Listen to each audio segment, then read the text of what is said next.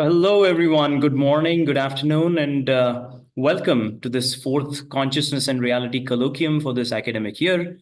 I'm Kunal Mule, an astrophysicist and the co-founder of IMIX, which is the Institute of Mind, Intelligence, and Consciousness Studies. Paul Skokowski, who is the professor of philosophy at Stanford and at the University of Oxford, is our co-host today, and we have participants from across Caltech, MIT, Stanford, Berkeley, University of Arizona, and IMIX. So this CNR Colloquium series seeks to inspire interdisciplinary investigations on topics such as the mind, cognition, consciousness, and the nature of reality. So before we introduce our colloquium speaker today, I request all of you to please note that the Q&A button at the bottom of your Zoom window where you will be able to post questions. So click on that button and note that selected questions from this Q&A box will be taken after the talk.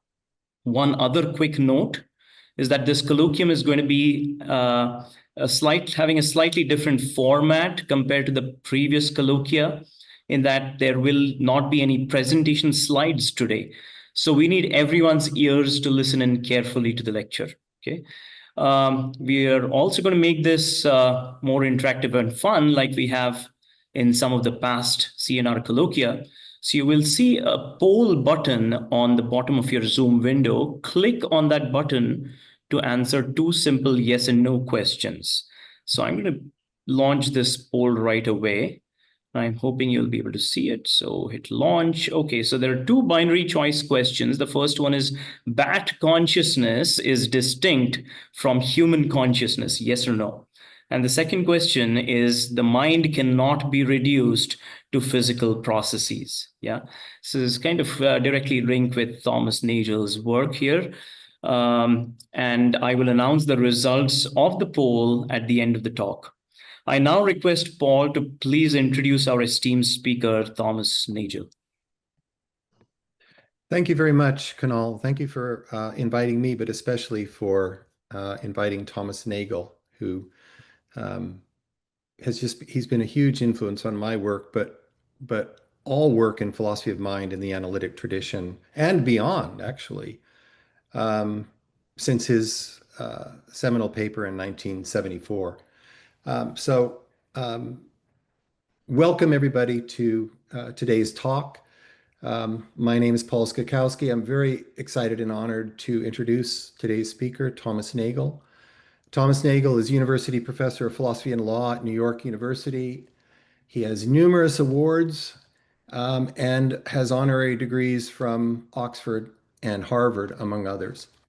Professor Nagel is the author of 12 books, at least, that I've counted, and of course is the author of one of the most famous papers ever written in philosophy of mind, What Is It Like to Be a Bat?, published in 1974 in Philosophical Review. Just a personal note, I was introduced to Thomas Nagel's paper in a roundabout way. I was an undergraduate at Oxford in 1979, reading physics and philosophy. Most of my studies were directed to theoretical physics, philosophy of physics, and philosophy of science, but I was allowed to choose one optional exam paper to study for. And this being Oxford, of course, I had to choose philosophy of mind. Most of the suggested readings in that paper were on Wittgenstein or philosophers like Gilbert Ryle in the Oxford tradition. But I came across a question from the final exam in the previous year, which was, what does it matter whether you can know what it is like or not like to be a bat? This led me to read Thomas Nagel's paper, and it struck me like a thunderbolt through the behaviorist fog, which was Oxford philosophy at the time. So fast forward 45 years, and I'm still thinking about these issues, thanks to Professor Nagel. I even have a chapter on his famous paper in my forthcoming book entitled Sensing Qualia. And I thank Professor Nagel for getting me started on the problem of consciousness. And with that personal note, please join me in welcoming Professor Thomas Nagel for his talk on consciousness and objective reality, the mind-body problem. Thank you, Paul, for that very kind introduction. The mind-body problem grew out of the scientific revolution of the 17th century. It depended on the development of a new method of investigating the nature of objective reality, of trying to understand the world as it is in itself, as opposed to how it appears to us. The method of doing so was to assign those appearances to the mind and introduce a distinction between the quantitative primary qualities of the objective world and qualitative secondary qualities like color, taste, sound, smell, and so forth, which were interpreted as essentially effects of the real world on our minds through the senses. Objective reality came to be understood then as a domain of mathematically describable spatio-temporal objects, events, and relations, the domain of primary qualities. The world as it appears to us is saturated with secondary qualities, but those are just projections from our minds onto a world that doesn't really have them. The objective physical world, the world as it is in itself, was thought to be accessible to any rational intelligence and not dependent on our particular perceptual makeup. This has been the characteristic of physics and chemistry ever since, through many changes since the 17th century. It still is a world of mathematically specifiable spatio-temporal phenomena. Now, so the world as it appears to us, the world we're accustomed to and that we live in experientially, is due to the impact of this austere objective world on the subjective human senses. And other creatures live in different subjective worlds depending on their sensory constitution. Now, this raised an obvious question. What are these appearances themselves and the mind to which they have been assigned? They too, after all, are part of reality, and one can't hope to have a complete description of reality without including them somehow. One answer, famously offered by René Descartes, was dualism, namely that the physical sciences do not provide a complete description of reality. It also contains non-spatial thinking subjects in which the experiences that make up the world of appearance take place.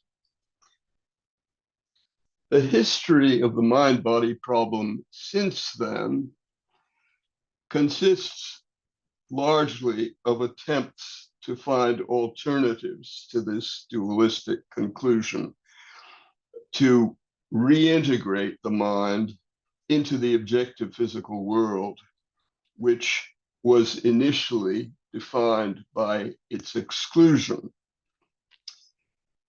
This project of finding a place in objective physical reality for the appearances is encouraged by, first, the great success of the physical sciences and their extension to biology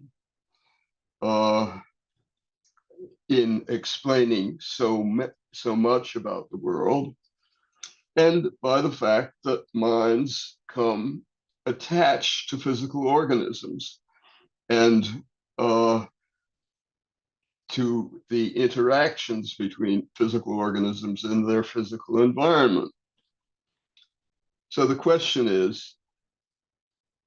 is there a way to domesticate mental phenomena by identifying them with some kind of physical properties of those organisms?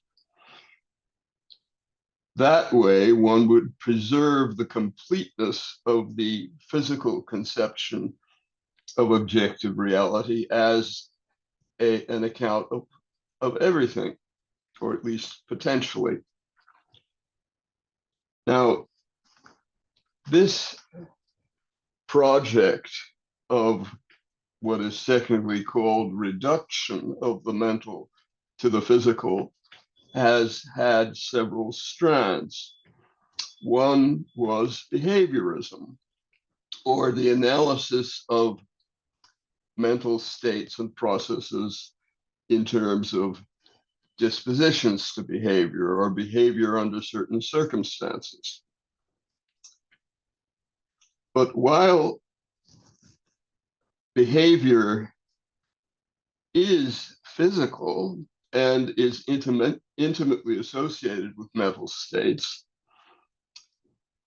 it seems to be not identical with the states themselves, but rather an outer consequence of them, and one of the main things that we use as evidence for attributing mental states to organisms, rather than being an account of the states themselves.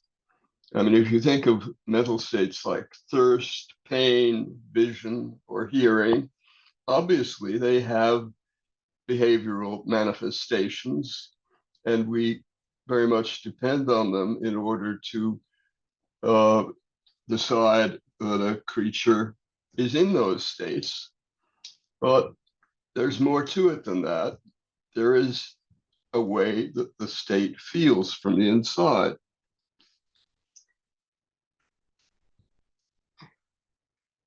Without going into all the vagaries of anti-dualist theories of mind, one important suggested alternative was the identification of mental states and processes with inner states of the central nervous system, neural states and processes. And this, of course, was a natural proposal as since the original scientific revolution, we developed an increased understanding of the dependence in detail of mental states on what goes on in the brain and in brains and nervous systems, and also more and more knowledge about the physical constitution of those systems, which can be completely described ultimately in terms of physics and chemistry. But the trouble with such an identification of a mental state with a brain state, is that if mental states are neural states, then some neural states are mental states. And what is it about them in virtue of which they are not merely neural states, but mental states? It can't be their physical neural properties that make them mental states. This is a non-tautological identity in which two terms, one mental and one physical or neurological, refer to the same thing. And those two terms have different meanings, fundamentally different types of meanings. So the question is, if you're going to assert that every mental state is a neural state, how do you interpret the mental reference, the mental term, without introducing non-physical properties of those neural states, which would violate the aim of psychophysical reduction? Because if in order to assert an identity between the mental and the physical, you had to attribute to the physical something non-physical, that would defeat the purpose of incorporating the mental into a completely physical world picture. Various attempts were made to answer this question. That is, to provide analyses of the mental term, which didn't introduce any non-physical element. Among them were, causal behaviorism, that what made the neural state a mental state was that it was the cause of certain patterns of behavior in certain circumstances, or a more sophisticated version of that type of view, functionalism, according to which what made a state a particular mental state is that it occupied a role in a complicated causal network of internal states, which together controlled the interaction between the organism and its environment. But all of these attempts inherited the defect of behaviorism, even though they said things which were in many cases important and true about conscious mental states. They left out their intrinsic subjective character. They essentially tried to specify what was mental entirely from the outside, in terms of what was externally observable and therefore physical. If you take, for example, the phenomenon of vision, it clearly has a complex functional role in the organism's physical interaction with its environment, in conjunction with all the other aspects of the mind and its functioning. But in addition to that, it has a subjective experiential character, which each of us seeing beings is acquainted with in our own case. And no neural state, whatever its functional role, would be the mental state of vision unless it had some such character, unless it was like that from the inside for the seeing organism. So even the truth of a psychophysical identity theory seems to imply the existence of irreducibly subjective facts, not included in the most complete description of objective physical reality. That is, if visual experiences are brain processes, it seems to me that there's more to brain processes. It seems to me that there's more to brain processes than can be captured even in the most complete physical description of them.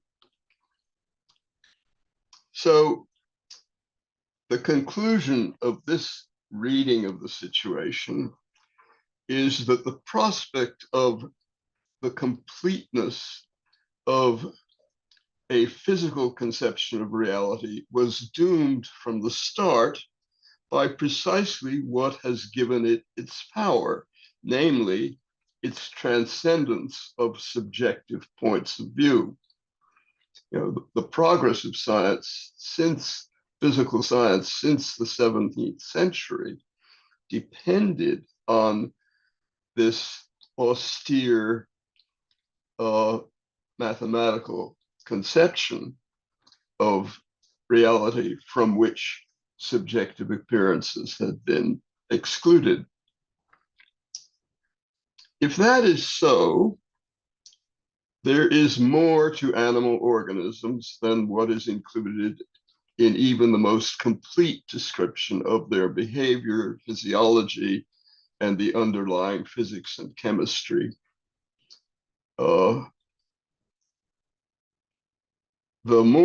What's more than this is what their experiences are like for them from the inside.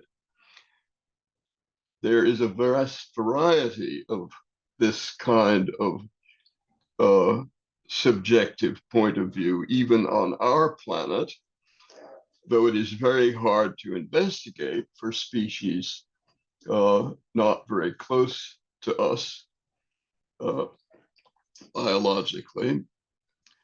And who knows what forms it may take elsewhere in the universe. But in the cases with which we're familiar and of which we're pretty confident, subjective experience is still closely tied to neural processes. And that opens up the way for empirical research into the neural conditions of consciousness and particular forms of consciousness. I'm not going to comment on those questions, which are the subject of a lot of current research. Instead, I want to discuss a more philosophical question, namely, what is the nature of the relation between conscious states and the physical states with which they are associated? What are the metaphysical possibilities?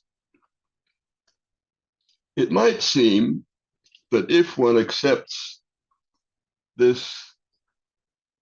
arguments I have given for the failure of psychophysical reductionism, one is forced back to dualism. Perhaps not Descartes' kind of dualism. He believed in a separate soul, a mental entity, distinct, non-physical entity, distinct from but attached to the brain, in which experiences and thoughts happen. But we might seem to be forced back not to that kind of dualism, but to some kind of property dualism, according to which experiences and mental processes do happen in the brain, but they involve the brain having not merely physical, but also subjective mental properties. That kind of dualism is naturally coupled with some conception of a causal connection between the mental and the physical. Mental properties are caused by physical events in the brain, and perhaps vice versa. If causation goes only from the physical to the mental, and mental properties have no physical effects, we have the view that is called epiphenomenalism. According to that picture, the physical causal story is complete in itself and gives a complete account of the physical operation of the world. Mind is just an impotent subjective side effect. If causation goes in both directions, it requires interactionism and the incompleteness of the physical sciences as an account of the causation of all physical events. But I myself don't think that property dualism is a necessary conclusion from the irreducibility of the mental to the physical. And in fact, I find it not a plausible consequence. I think serious consideration should be given to, as an alternative to some kind of monism. That is, that the mental and the physical are not truly distinct, but not the physicalist monism, which is the aim of psychophysical reductionism. I'm drawn instead to what has sometimes been called neutral monism. According to this view, ultimate reality is neither physical nor mental, but something deeper of which both are aspects, necessarily and inseparably.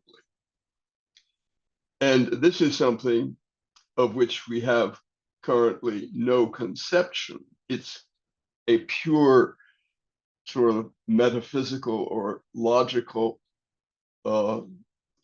possibility, existing only in the philosophical imagination so far. But if there were such a thing,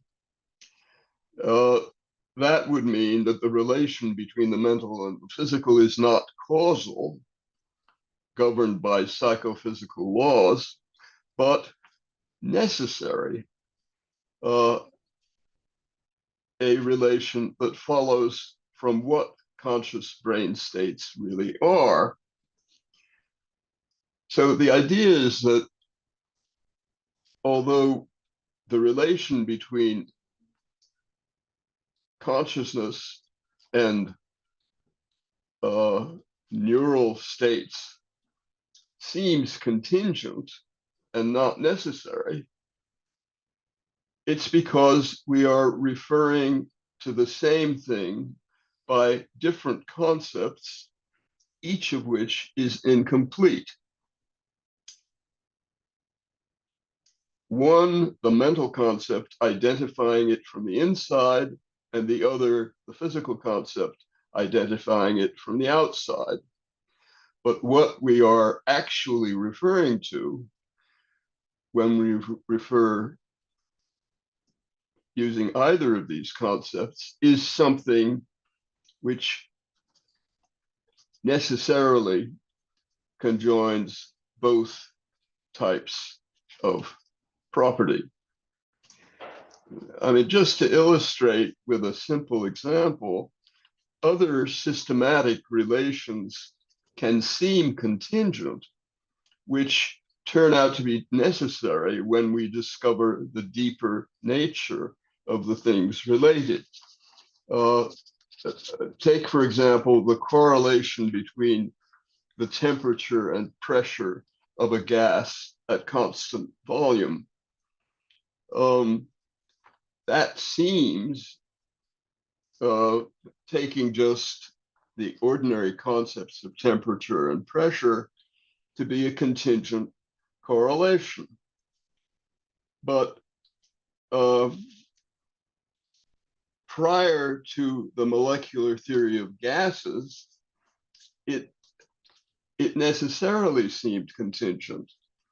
But now that we know that both heat and pressure are really molecular motion, we can see that it's a necessary truth in virtue of what heat and pressure really are. But that's a simple case, and both terms are within the physical domain. When it comes to the mind-body problem, some philosophers think that monism isn't an option because it's perfectly clear that there can be no necessary connection between the mental and the physical. This was Descartes' argument for dualism. Descartes argued that we can clearly conceive of a mind without a body. Said he could conceive of himself existing, his subjective experience existing without, even if he didn't have a body, and vice versa. We can conceive of a body, with a fully functioning central nervous system without a mind. The so-called zombie argument is a version of that thought experiment. If I can conceive of a physical system completely identical in every detail, behaviorally and physiologically, to a conscious being, which is nevertheless not conscious, that shows that it is logically possible for such a being to exist. And if it's possible for a brain like that to exist without any mind, they can't be identical. The relation between them must be contingent. That's the argument for against monism. I myself think that the apparent conceivability of such a zombie, I mean, a zombie is one of these non-conscious but physically identical creatures. I think the apparent conceivability of a zombie is just a trick of the imagination due to the spurious apparent completeness of the physical conception of the brain. When we think of it from the outside, it feels like a complete conception of the thing in which there is no room, no space for an omitted mental aspect.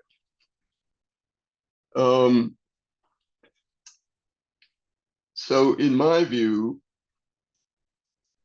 the thought experiment is deceptive, and a zombie may not be metaphysically possible, because it may be that there is a deeper nature to this physical system, which has as one of its essential aspects being a certain way from the inside. So any such physical system would be necessarily more than merely what is given in its physical description. It would be necessarily also conscious. That's essentially the idea of the kind of monism that I am recommending as a possibility. Now, since brains are composed of the same elements and elementary particles as everything else in the universe, this suggests a radical expansion of our conception of nature. Whatever may be the path of discovery in the distant future, for the foreseeable future, all we can hope for is to investigate the apparently contingent psychophysical correlations and high-level laws of connection between brain states and mental states, because we are restricted for the time being to these two very different types of concepts, mental and physical. We do not have a monistic conception. And the investigation of the high-level mental physical connections will make the mental seem to be an emergent phenomenon that appears whenever certain levels of physical complexity are attained, which are characteristic of central nervous systems. But I think we should keep in mind the possibility that these emergent connections have deeper explanations, ultimately, in the not merely physical nature of the basic constituents of reality. Something about everything in nature that explains the consciousness of sufficiently complex organized systems. It needn't imply that the elementary particles are conscious.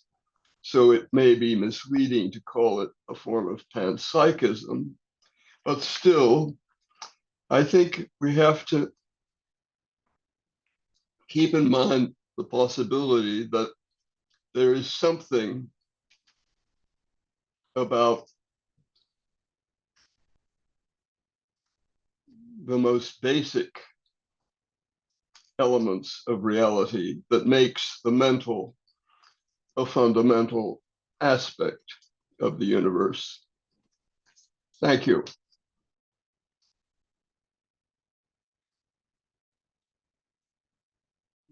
Thank you very much, Thomas, for that fantastic and thought-provoking talk. Is Paul still there? I'm going to give him a chance to maybe ask a couple of questions before we go on to Q&A from the participants. Yes, I'm here. Can you hear me? Yes, please go ahead. Okay, all right. Yeah. So that was a fantastic talk, Professor Nagel. And I definitely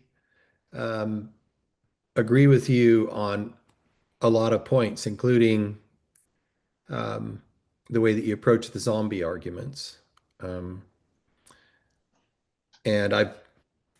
I've made similar arguments, but from a more physicalist standpoint in the past. I guess my question is, right now, I think you're saying that the monism that you're arguing will eventually be the answer to the mind-body problem and the connection between um, mental concepts and physical concepts. Um, um, well, monism will eventually be, some form of monism will eventually be the answer.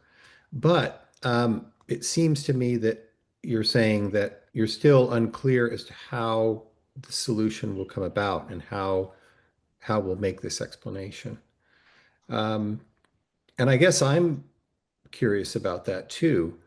Um, and I wonder, is is it possible for this monism to eventually be some kind of physical monism so that even these two aspects are still part of a physical universe that isn't perhaps explained with the physical causal laws we have today, but might be in the future. And I know that in your original paper in 74, you didn't completely discount the possibility that some physical explanation might come forward for the mind-body problem and explaining consciousness and what it's like, and also qualia. I'll use that word as well. You didn't discount that at the time. And I'm wondering if you still leave room for that, or if you're convinced that um, even if these are two aspects of an underlying monistic reality, um, that these two could never be reconciled. And I'm just curious what you might have to say on that. Well, I think in my BAT paper, I wanted to leave open the possibility that mental and physical processes were identical. I don't know. Maybe I'm not sure that I said I thought that their mental that they could be completely described in physical terms, and I no, I do think that there is a concept of physical reality that excludes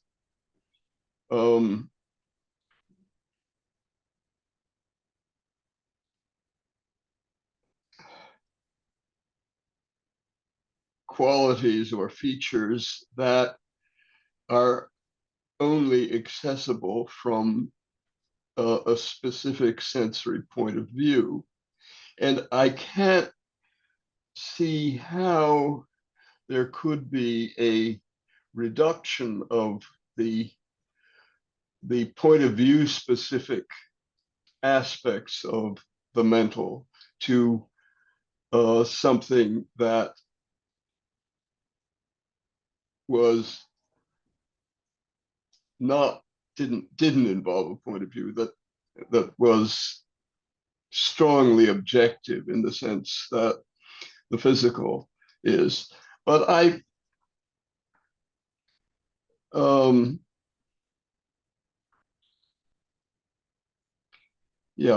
mean, I think it's risky to exclude in advance something which might result from advances in the scientific imagination, so that there could be a form of reduction to basic elements of the subjective domain that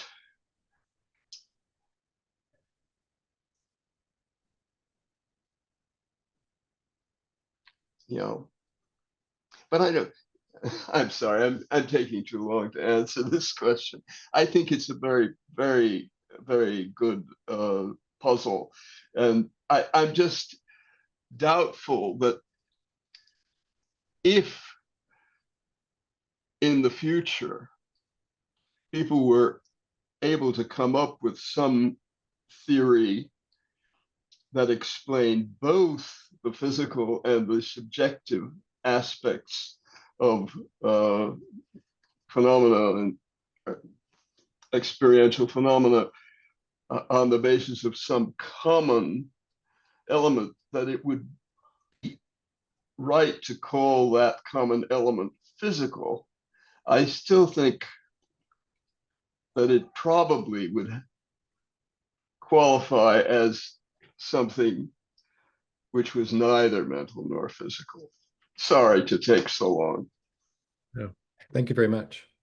No problem. Paul, anything else quick? I'm sorry? Oh, yeah.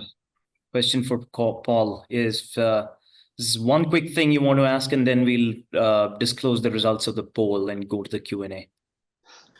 Just one final question. I think I'm pretty sure you said this in your talk, but because these are sort of dual properties of some underlying monistic configuration of what appears, what is in the universe, and what we experience. I think you said that there couldn't be causation between the two. Is that correct? Between like the neural states and the mental states. Instead, they're just properties. It isn't just, but I mean, they are properties of some underlying substance or Yeah, I thing. wouldn't, I actually want to resist saying they are distinct properties because that's property dualism. I mean, they are aspects of individual properties, so that the you know there is a neural physical process that happens when you see the color red, and that process from the inside is the experience of red, and it's a kind of event which we don't have really a conception of, but which necessarily has both an outside and an inside. And if that state, causes you to put your foot on the brake because you've seen a red light, then it's both the mental and the physical, because it's a single state.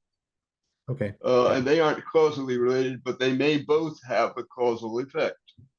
Okay. Thank you.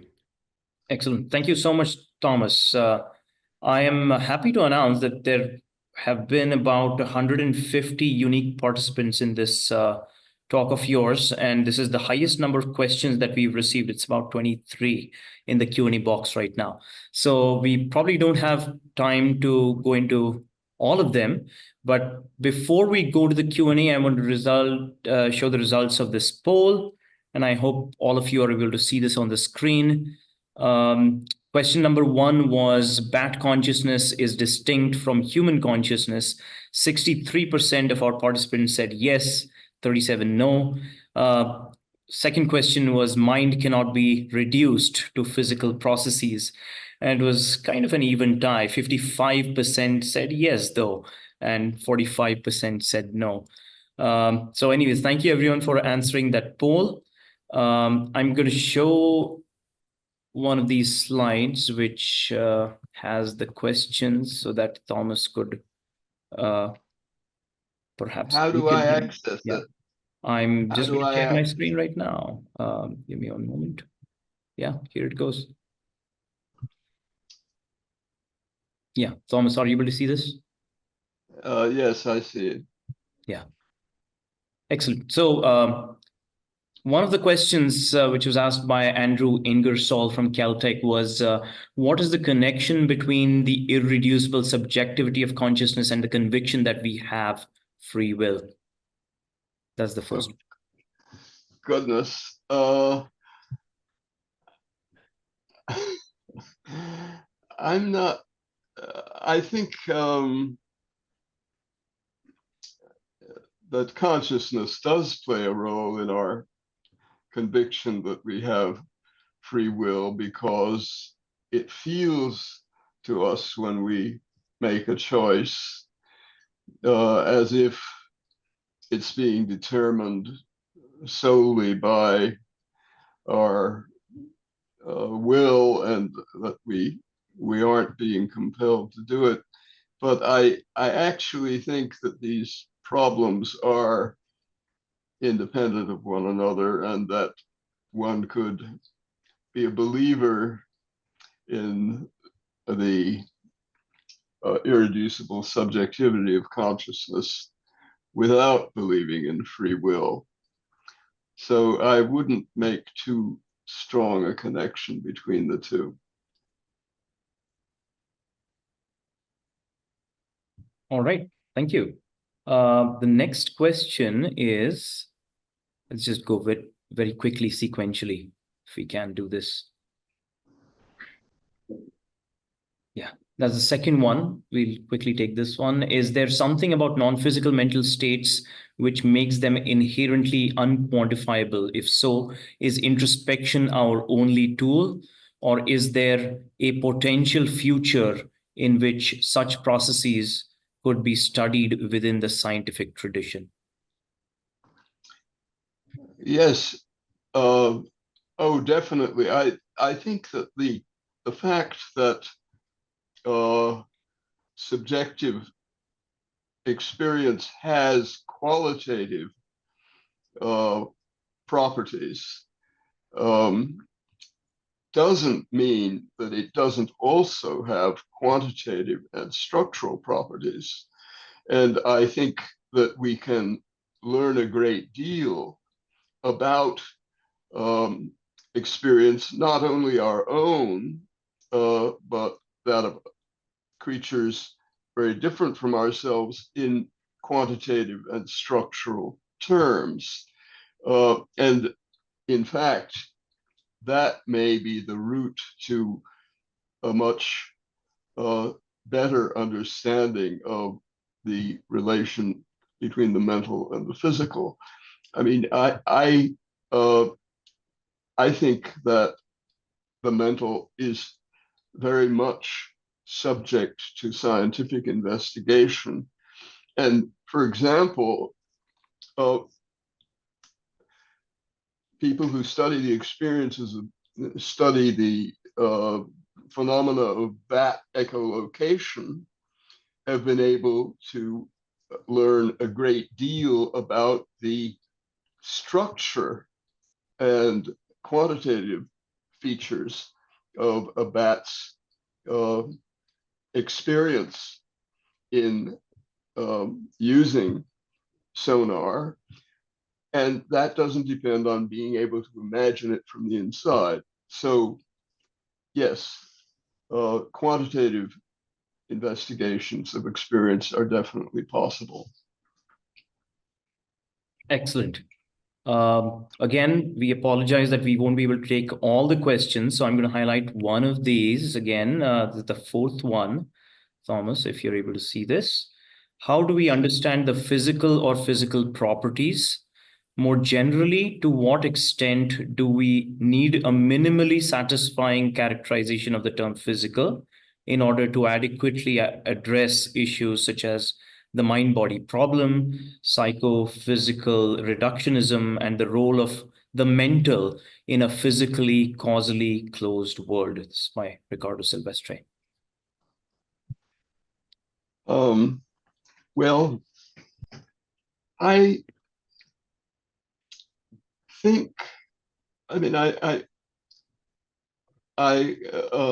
acknowledge that this is a difficult question and an obscurity in the whole subject, but I remain persuaded that the very general characterization of the physical as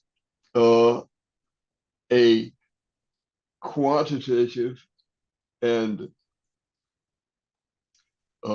empirically measurable domain of spatio-temporal phenomena is a robust one. I mean, it obviously has to be a definition not in terms of the physics of the present day, but one which applies, to the physical concepts of early mechanics, to the Newtonian gravitation, to Maxwell's introduction of electromagnetic fields, to Einstein's theory of relativity, to quantum theory, and so on. So it has to be very capacious, but I do still think that quantitative spatio-temporal phenomena is an adequate characterization of that.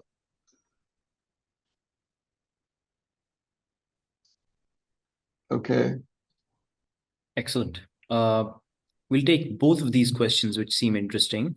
The one, which is the 8th question here, says, what would you think of an AI mind, or how the material of a thing contributes to its consciousness? That is, if a brain identical to a human brain in network connectivity were constructed using some other material, do you think it would have the same, different, or no mental states? All right. I'm not sure exactly what I'm supposed to imagine. I do think that the speculation that AI devices might be conscious is essentially a form of behaviorism. I mean, it's only because their output and their ability to respond to questions resembles that of a human being that anybody is tempted to speculate in this direction. And I think it's complete nonsense, because it depends on identifying mind with its behavioral manifestations.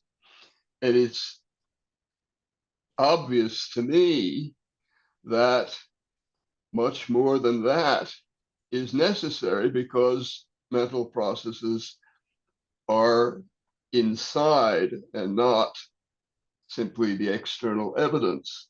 And I strongly suspect that they depend on highly specific biological physical conditions. It may well be that there could be internally organized organisms that were composed of with quite a different chemistry from ours. But I think that the essence of AI, which is essentially an ability to perform certain tasks that we perform consciously, is zero evidence that they are conscious. I mean, even pocket calculators perform tasks that we perform consciously, and that's no reason to attribute any kind of mentality to them. Very nice. Here's another one. That's the 9th one there. So this is by Phil Brooks. I think he's from MIT. Do you have thoughts on what it means from a philosophical point of view, that the physical world appears to be defined from the perspective of quantum mechanics as a set of propagating probability waves that are only resolved to a unique reality upon measurement by an observer. What is it about humans that allow them to act as quantum observers? Is all of reality contingent on the existence of a consciousness? Or is this the wrong way to put the question, given your neutral monism? Well, I really am not qualified to weigh in on this very profound question of of the relation of observation to the collapse of a wave function. I mean, I know that there are theories which I guess they're called hidden variable theories, which reject this picture. But this is a profound issue in the philosophy of physics that I'm incompetent really to comment on. So.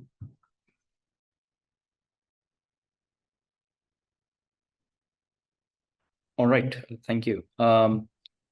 We'll probably go with one or two last questions. And here's one by Kandidi Das.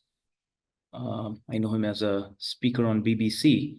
Within the category of mental states, can you explain what you see as the relationship between the qualitative properties of qualia and the essential faculty of our being conscious of these qualities?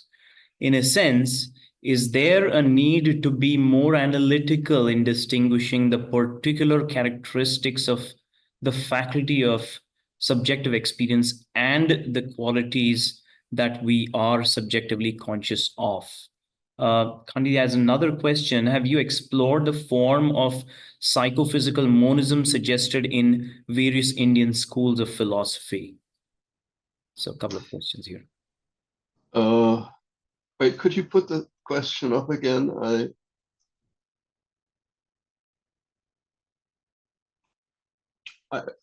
The second question, the answer is no. I really don't know anything about the very rich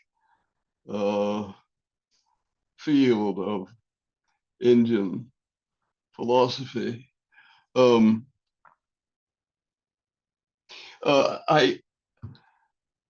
think the first question, I'm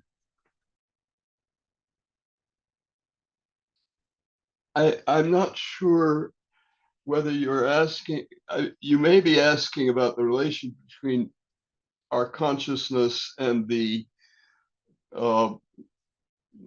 qualities of the experience, or you could be asking about the relation between our consciousness and the qualities in the world that we perceive through experience. I think that the second question, what is the relation between my experience of seeing yellow and the yellowness of a lemon, is a very difficult philosophical question, whether there really is such a thing as color of lemons, or only the qualitative the color quality in our conscious experience. And I mean, there are many different theories about how to relate the two, but you were perhaps asking not about that, but about the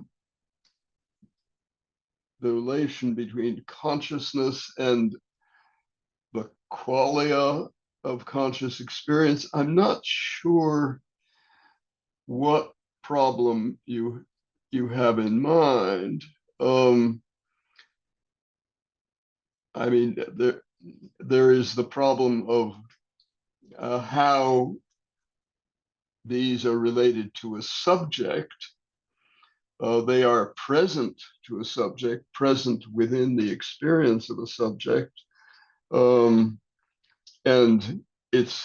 they have to be apprehended from a point of view in order to exist. In that way, they differ from physical phenomena, which don't have a point of view and can exist external to any point of view. I can't say much more than that, except that these experiential qualities are inseparable from a subject actually experiencing them or having them. I probably haven't responded to your question, but I don't know what That's more to good say. enough, Thomas, I think. Any final remarks from you, Paul?